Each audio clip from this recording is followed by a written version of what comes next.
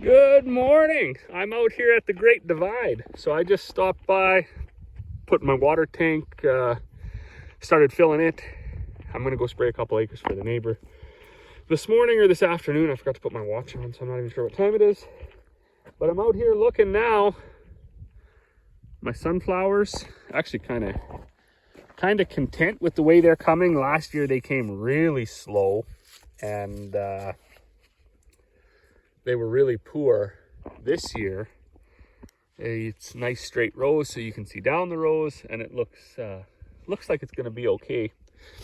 My wheat, so what, we got 20 acres from the road and it runs down the half a mile, and then bam, we stop here.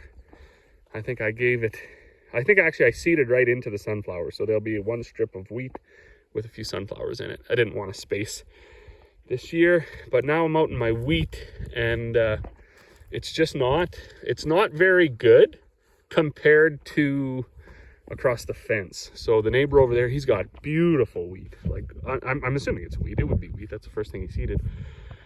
His came up really, really nice. This was about 3 days after he seeded, so it should be right on par, and it's just not. I don't know why. I've been running it through my head, because of course I got to look at it every day from the yard. Was it the fact that I didn't put down anhydrous in the spring or the fall? Was it the fact that this was pealand and that was, I don't know, we had their canola last year. You know, there's some other neighbors and some local farmers that have really, really nice wheat, and even their canola and everything's coming up. So I was a bit confused. I was wondering too if there's some carryover from some fall applied stuff that we put down a few years ago, but that really shouldn't be. So what got it? And I pretty much landed on seeding depth. But I'm not 100% sold on that either, because, you know, when you come out and you dig it up, they are, you know, that guy,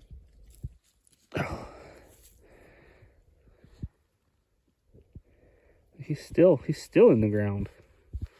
This dude, I just ripped his roots. But there you go. Like, that shouldn't have been any too shallow. Now there are, I don't know what happened to that guy. There are some more coming yet. Here's another one.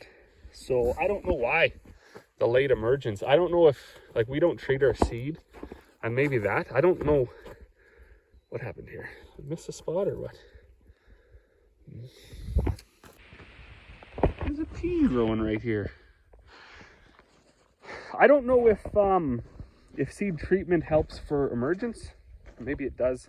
This is, though, by far, that's the third year with that precision drill, and this is by far the worst germination we've had. And crazy enough, we had pretty much ideal seeding conditions. We were a little bit wetter than the rest of our local area. Almost every single day that I seeded, I had some form of moisture on the tire and of the seed drill. And some days that I seeded, I actually, encountered mud. The other thing, when I look at some of these sunflowers, I don't know if maybe we got a touch of frost and that slowed it down. Anyways, I'm just not too sure. It is coming. We got a nice overcast day today. It's a little bit cooler, so it's not sucking that moisture out of the ground. The plants are able to utilize that to spread their little legs and their wings. So hopefully by the end of this week, that looks a whole bunch better. It already looks a bunch better than it did last week. And across the road, that was canola stubble and oat stubble that we seeded wheat into. That's already starting to look quite a bit better as well. So gonna have to just leave it, grin and bear it. Kind of, it is what it is. It's pretty much too late now to do anything else about it, and it's not bad enough that you would do anything about it either. I am impressed by the sunflowers, though. They're gonna be fun to watch. So while my water tank's filling up, I'm just gonna go over and check check the other field. The other thing too, I noticed where the dirt is a little bit better, especially at the north end of this quarter, the wheat came quite a bit nicer. But right here, I stopped here and checked here 3 or 4 days ago, and it just looked like absolute hell. So it's already come quite a bit since then. We do have a lot whiter soil than over east, a lot lighter soil, so we struggle to be productive over here anyways. But it always gets you back to the drawing board when you can watch the neighbor's crop really thrive, and then you got to be like, well, what did we do wrong? But even what's here? So this wheat here is a day, 2 or 3 days ahead of the wheat right across the road. This right up here is kind of why we built the shop here. There's about 8 acres here that is just clay. Rarely anything even grows here.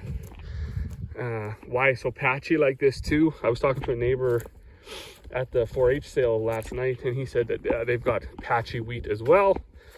Spots like this. Like what happened? You don't even, the guy will never know, because this would have been seeded like 2 or 3 times, so there should be lots of seed here, but there's just not. Other than that though, the rest is coming, starting to get as tall as the stubble. So we'll I know here where it was really hard, I know the drill didn't go in as deep as it should have, but that's the one kicker about precision drills, is you can't really set it for that. You see this guy, he was barely even in the ground. There's his kernel already. So these plants didn't come up until that rain, which was about a week after we finished seeding. But yeah, you can't just jump out and adjust a precision drill, at least not these Seed Masters, because you have to adjust every single shank. So you're looking at a couple-hour job. Not to say, you know, a guy shouldn't be doing that if that's what requires. It's just, you kind of weigh your options. Are you going to jump out and adjust it for 14 acres of kind of crappy land, or are you just going to leave it because once you get down by the lake, it's very mellow and it's going to go in that inch anyways. So that all being said, I'm actually a little more pleased with what I'm seeing today, because things just look a little different, a little better. I was kind of discouraged last week watching this stuff come up so slowly. And the crazy thing too, like this should be about 10 days ahead of our peas, and you can already see rows of peas. So they came up really fast, and I seeded those about 1.5 inches, excuse me, 1 3/4 inches. So maybe that extra 1/2 inch made a difference. I don't know. I think I've been told that an extra 1/2 inch would be better. Someone told me that once. I can't remember who it was. It was dark. And not crop related for the day, more operational. We got the drill down here.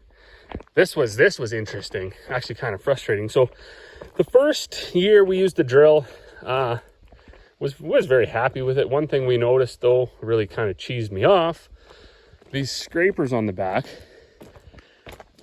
When the dealer installed them, they didn't pay attention, and when the shank came up, bang, it would smack into this bar.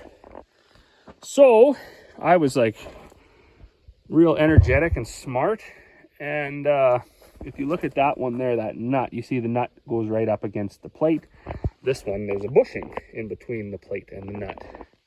So I did that. I took all these scrapers off, I cut the bushing, and I moved it to the back, which allowed me to move this arm down a little bit, and then that gave it clearance so it didn't hit this bar. I think I titled that video Devlu Scraper Fix, but I mean, you can see here it's all smashed to shit. Maybe you can't, but anyways.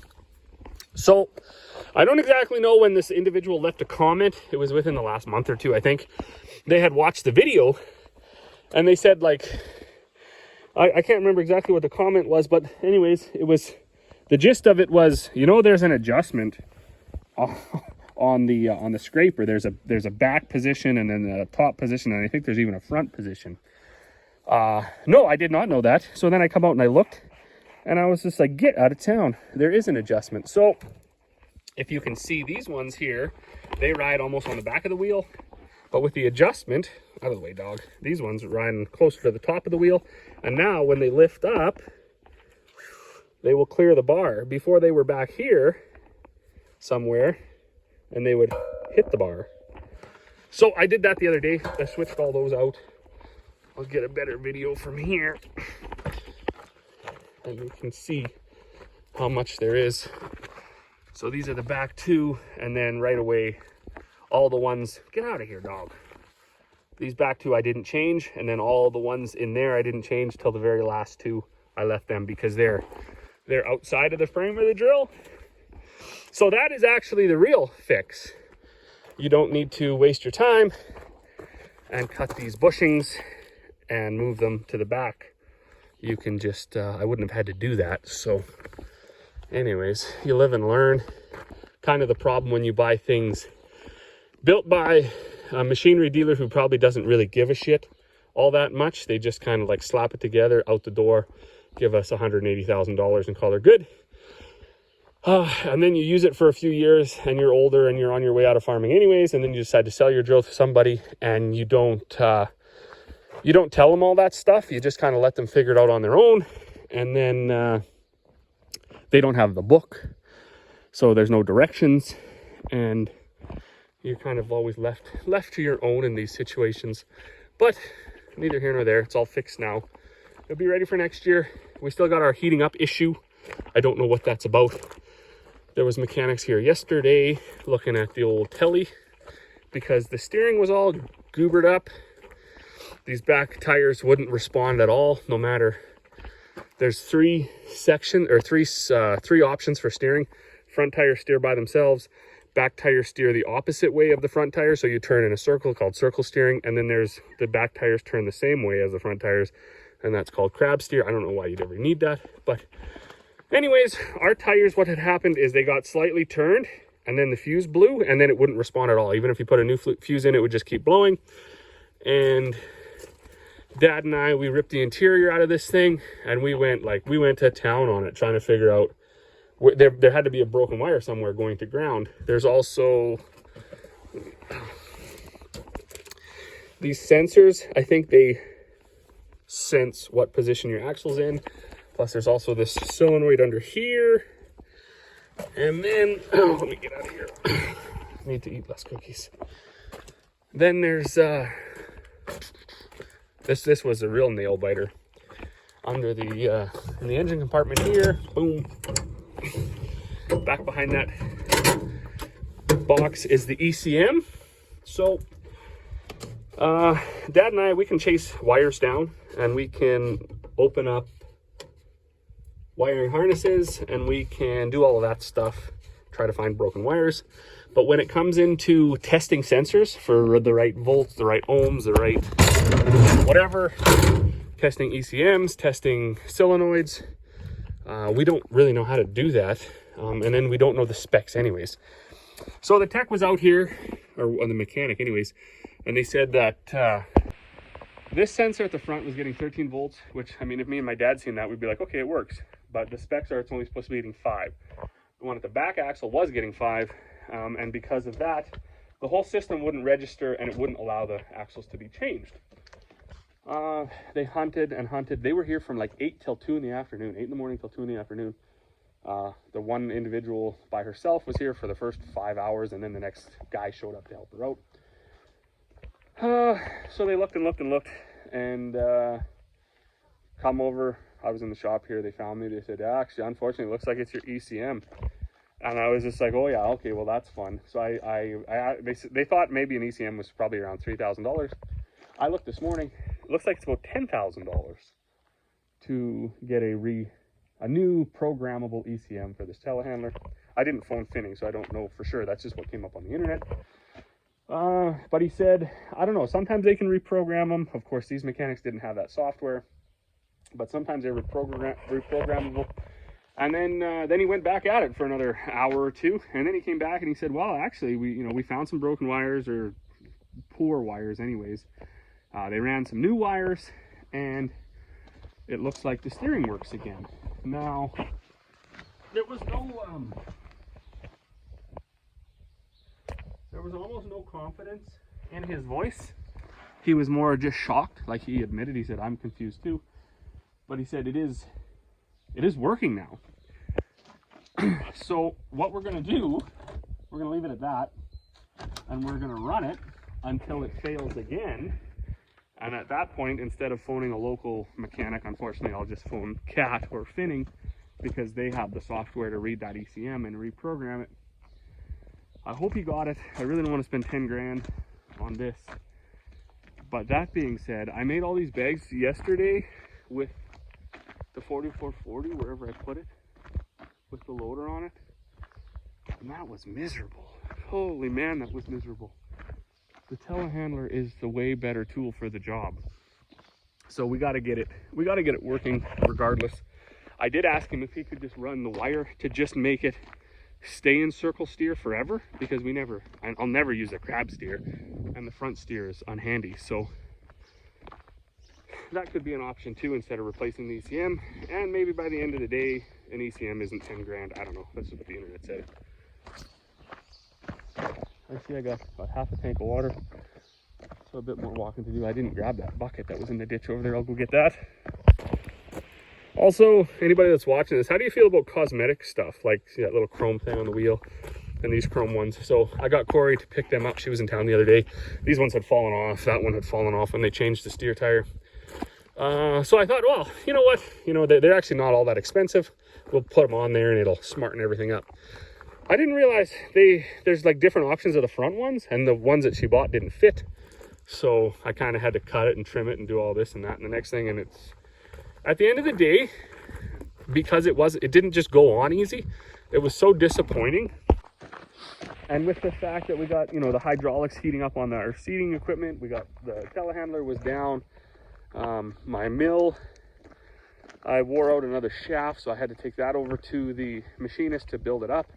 So all these things, you know, there's so much equipment that's actually breaking down or failing and it doesn't work, that any extra money for all this cosmetics garbage that's, let's face it, it's all garbage. It falls off and it breaks and it rusts and it wears out just as quick as anything else. I really think going forward, you're going to see a lot less of that happening, because the margins just aren't there in industry. I mean, truckers, they're not making a whole bunch extra to buy all this extra junk to hang on their trucks. And I don't know why they do it anyways, especially things like lights. Lights fail almost the minute you put them on. The ground fails or something fails and it doesn't work anymore. So who wants to always add that extra frustration to their life? I don't. But every once in a while, you get a second wind and you think, okay, well, we'll smarten it up. We'll get the right hub covers and put them on. And then you buy them and they don't look that good and they don't fit and they fall off anyways. And you're like, well, there we go. There's 150 bucks down the drain. Got my bucket.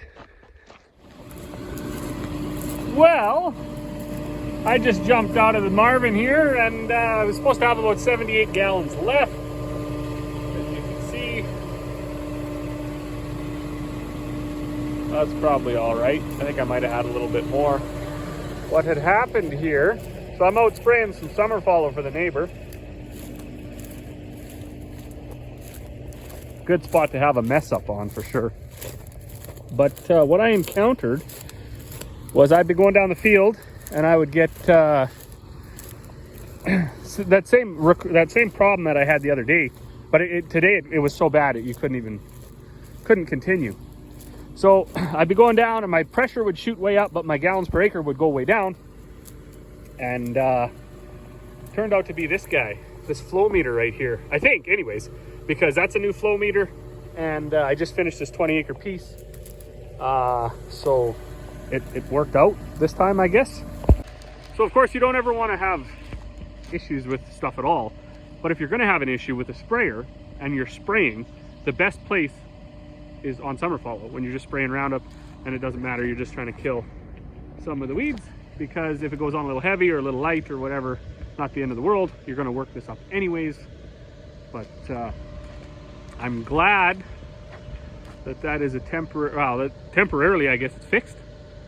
I'd like to say it's like that was the problem. I mean, I'm kind of more confident than I have been with some of the fixes in the past, because when I phoned the John Deere service manager, I told him the symptoms, that high pressure, low volume. He told me right away, he said, go onto your touch screen, find your gallons a minute, how fast you're going, blah, blah, blah, what's your target rate, and he said right away, he said, that's your flow meter. So we got one here, come pick it up, put it on.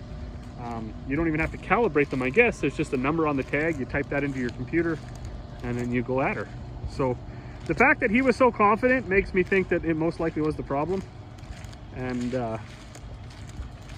as I said, it's nice that it happened on a field of summer fallow, just spraying Roundup, instead of you know, say out in your barley crop, when you put on, say, twice as much product and stunt the crop or kill it or whatever. That wouldn't be good. But it worked, so I'm done here now. Spray that last little bit out on the pass where it was really acting up, and then home.